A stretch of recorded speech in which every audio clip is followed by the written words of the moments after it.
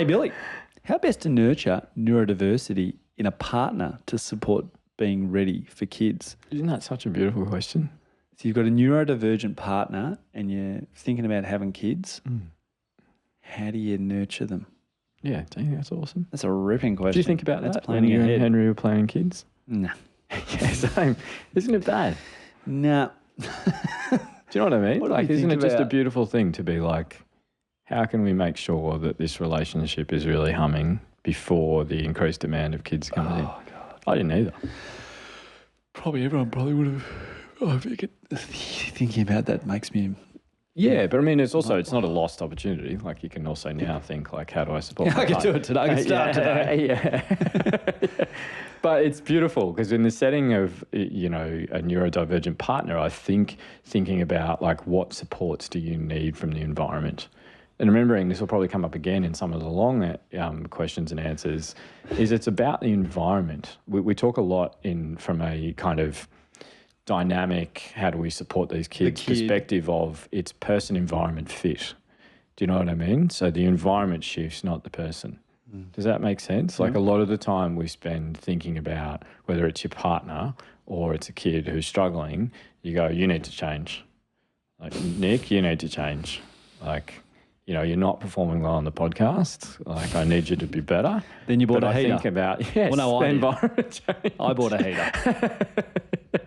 But do you know what I mean? Environment change. So I'm Environment stealing this, I can't remember his name, but he talks about how, like, if a flower's not doing well, you don't change the flower, you change the soil. Yep. You know, you change the water, in the you change greenhouse. the sunlight. Yeah, exactly. Oh, yes, exactly. The sun would say this is a greenhouse, and that's why we're blooming. I'm going to have to turn it off in a second because it's roasting in here. Yeah, well, because I know if I get the most beautiful Nick flower, if the temperature's right.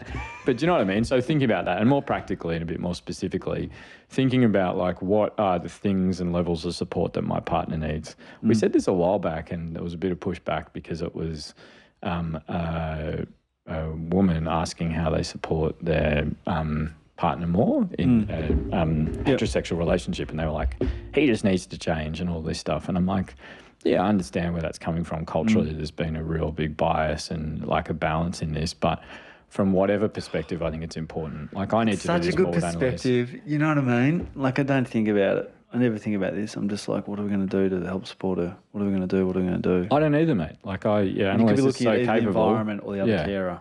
Yeah, Annalise is so capable and never complains about anything, so opposites attract. But, you know, what can I do more? And, you know, neurodivergent individuals are really vulnerable to the environment actually not being set up for them to thrive. And so change the environment. Change environment. I love it. This podcast is brought to you by Guiding Growing Minds, a social enterprise that aims to give all children the best opportunity to reach their potential and succeed in living rich and meaningful lives.